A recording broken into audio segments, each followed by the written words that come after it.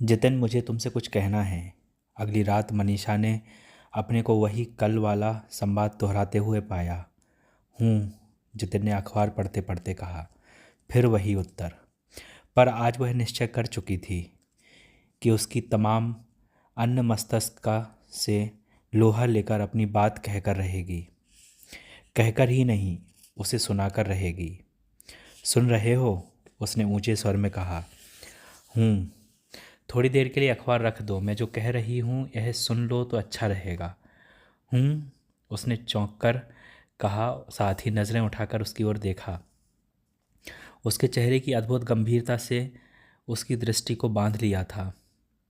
क्या बात है? उसने कहा। बात जो है उसका कुछ आभास तुम्हें होगा ही। तुम्हारे मद्रास जाते समय मैंने संकेत भी किया था। वह कह रही थी कि पास रखे फ़ोन की घंटी जोर से बज उठी। 1 मिनट, कहकर जितिन ने फ़ोन उठा लिया। रात का खाना खाकर वह दोनों बैठक में आ बैठे थे। तभी उसने बात छेड़ी थी। चाह रही थी कि पूरी बात खोलकर उससे कहे, जिससे उसे अपने से या उससे शिकायत का मौका न मिले। पर इसके लिए आवश्यक था जितिन का एकाग्र मनोयोग।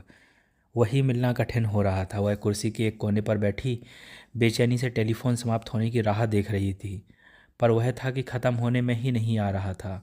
शायद फैक्ट्री में गड़बड़ होगी। वार्तालाप सुनने का उसने प्रयत्न नहीं किया। मन ही मन जो उससे कहना था वह दोहराती रही। फिर उसे डर लगने लगा कि कहीं वह फ़ोन काटते ही उठकर सीधा फैक्ट्री न चल दे और कहना कल तक स्थगित हो जाए। नहीं, एक और रात दिन उसे मन ही मन जुगालना, कल जाकर फिर मधुकर से तकरार करना उसे बर्दाश्त नहीं होगा।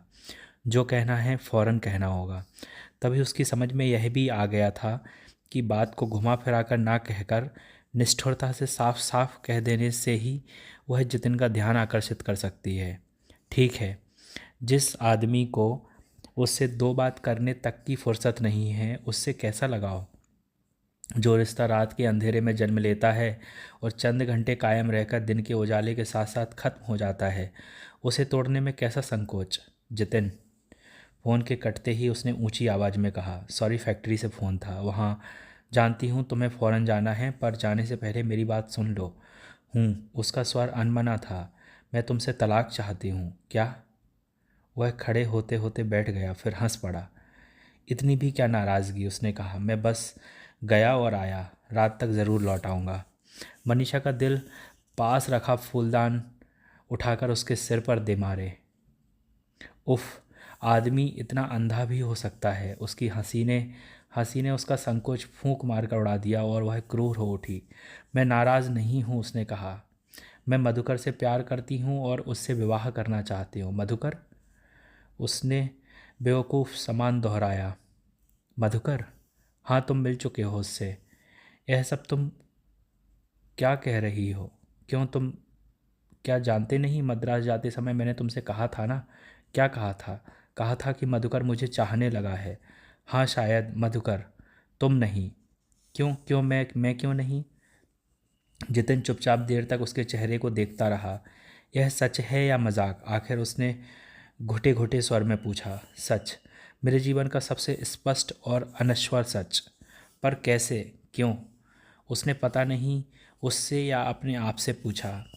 कैसे क्यों मैं नहीं समझा सकती। प्रेम में कैसे क्यों शायद होता भी नहीं। मनीषा, सहसा जितिन ने गंभीर स्वर में कहा।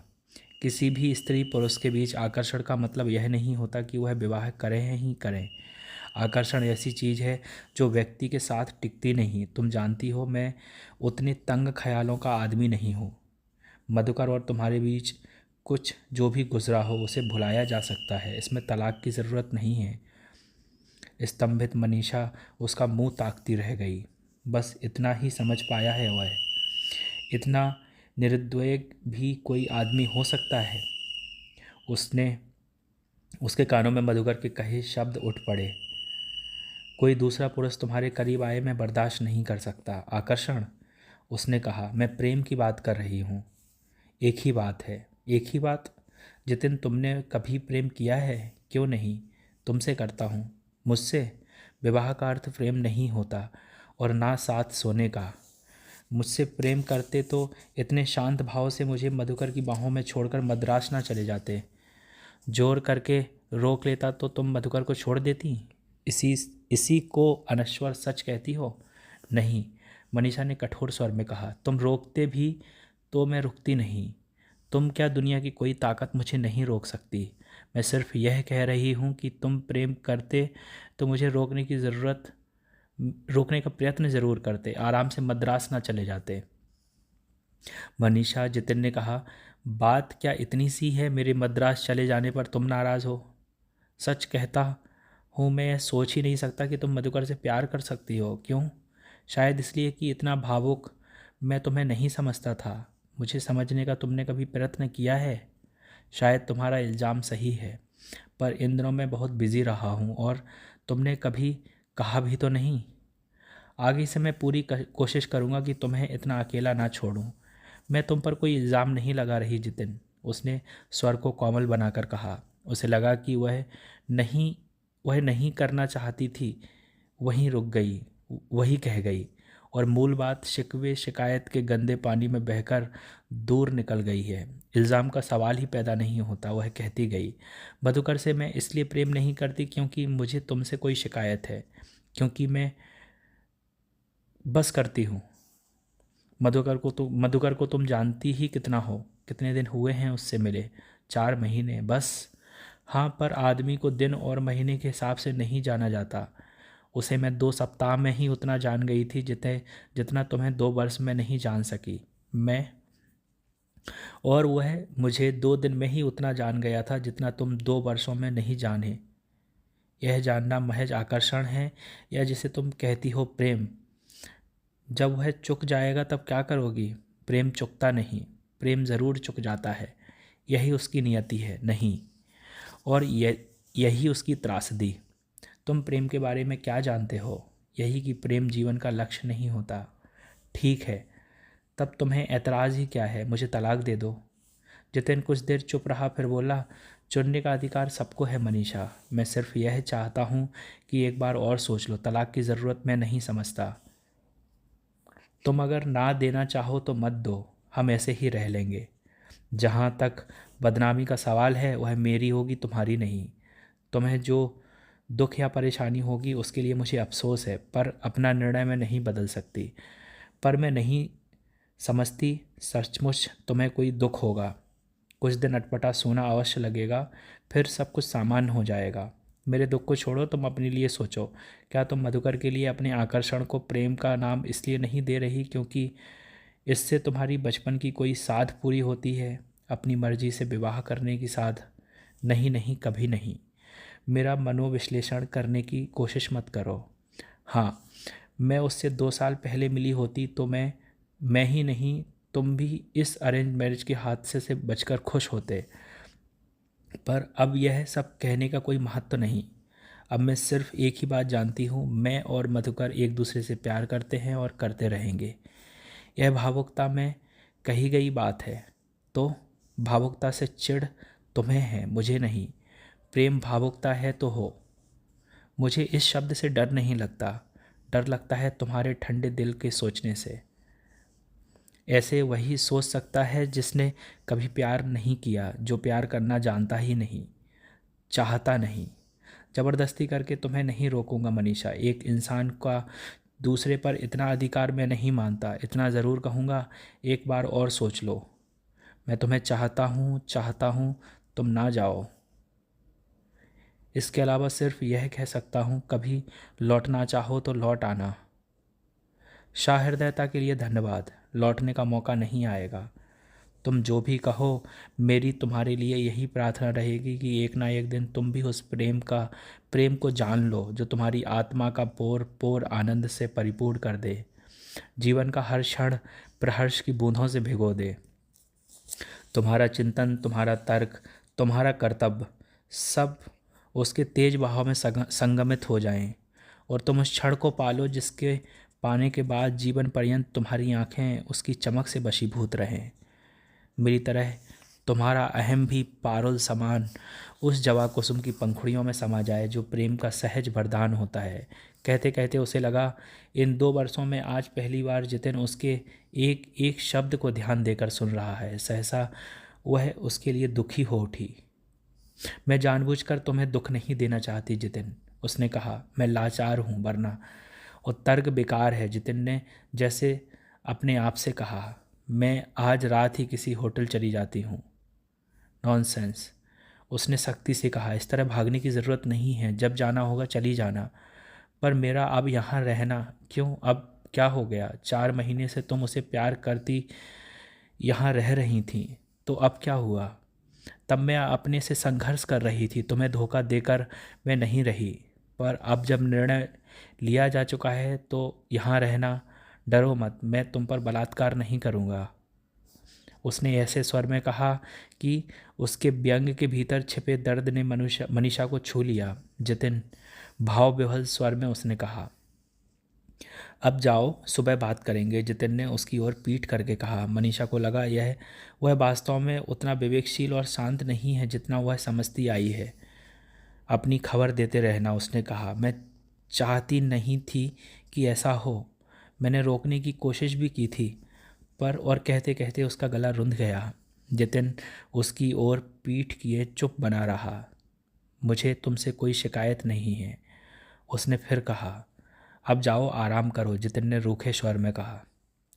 उसकी रुखाई ने उसे झकझोर कर रख दिया था। उसने साफ साफ देखा पतली झिल्ली समान फैली उस रुझता में जगह जगह छिद्र हैं, जहाँ से वह जितिन के हृदय के वह अंश देख पा रही जो पहले कभी नहीं देखे। जितिन, वह फिर बुदबुदाई।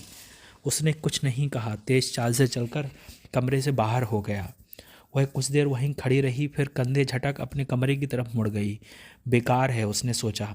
अब जितिन को समझने का प्रयत्न करना बेकार है, उसका समय निकल चुका।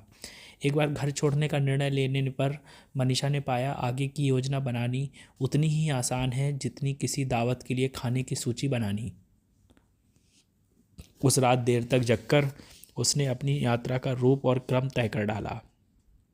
उसकी दिशा तय करने में जो भावात्मक उद्वेलन उसने अनुभव किया था, अब उसे कार्यान्वित करने का तरीका सोचने में कम होने लगा।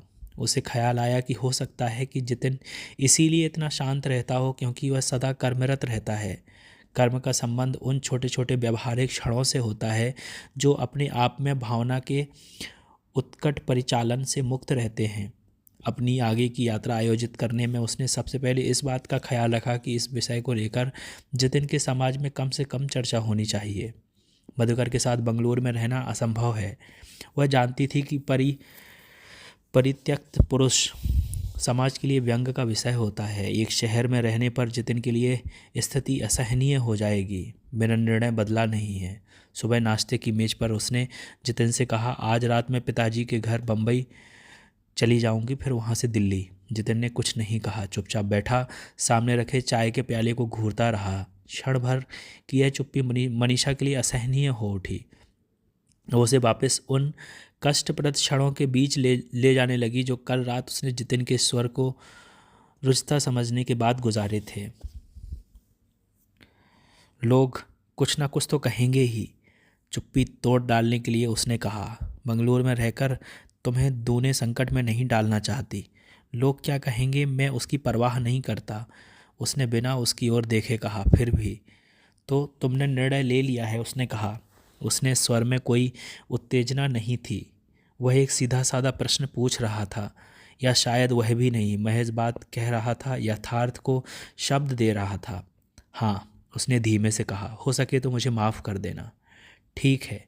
वह उठ खड़ा हुआ। मैं फैक्ट्री जा रहा हूँ, गाड़ी भेज दूंगा, ड्राइवर तुम्हें स्टेशन छोड़ आएगा, उसने सपाट स्वर में कहा और बाहर निकल गया। क्षण भर को मनीषा को लगा कल रात उसकी रुचिता के पीछे सुनी आग्रह की गूंज उसकी कल्पना रही होगी, पर पूरी तरह विश्वास नहीं हुआ। उसने पाया कि जितिन को लेकर वह कोई भी निश्चित मत नहीं दे सकती। दोपहर को मधुकर से मिलकर उसने अपनी बम्बई और वहाँ से दिल्ली जाने वाली योजना पक्की कर ली। 1 महीना बाद अपना समय पूरा करके वह भी दिल्ली चला जाएगा। और यूनिवर्सिटी से दूर कहीं घर ले लेगा। मनीषा उसे वहीं मिलेगी। तलाक मिलने में जो 2-1 साल लगने वाले थे, उस समय के लिए अलग रहने को दोनों में से कोई तैयार नहीं था। सफ़ेद कागज़ पर खिंची चंद स्याह लकीरों से अधिक तलाक का महत्व उनके लिए नहीं था। बस तब तक के लिए उन्होंने अपने परिवार का आरंभ अवश्य स्थगित कर दिया था। दिल्ली के उस छोटे से घर में गुजारे मधुकर के साथ के वह आरंभिक क्षण, जो सोचा था पूरा हुआ था आशा से अधिक। कितने क्षण हैं जो इतने संपूर्ण हो पाते हैं, कितने जीवन हैं जिसमें ऐसे संपूर्ण क्षण आते हैं। फिर भी कोई जीवन जिसमें कुछ ऐसे क्षण आ जाएं, सदा के लिए संपूर्ण तो नहीं हो जाता।